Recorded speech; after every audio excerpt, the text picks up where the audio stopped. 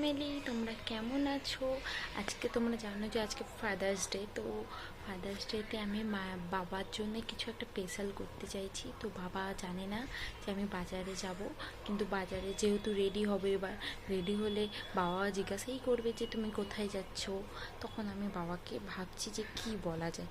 তো আমি ভাবছি যে আমি বলবো আমি ফ্রেন্ডদের সাথে ঘুরতে যাচ্ছি, ওকে। আর গিয়ে কালকে কেকটা অর্ডার দিয়ে এসেছিলাম, আজকে কেকটা নিতে যাব।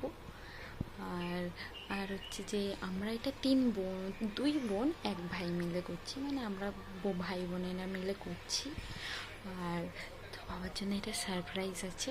তো তোমরা দেখো পুরো ব্লগটা, খুব ভালো লাগবে, খুব মজা হবে, অনেক কিছু হবে। তোমরা শুধু ব্লগটা দেখো।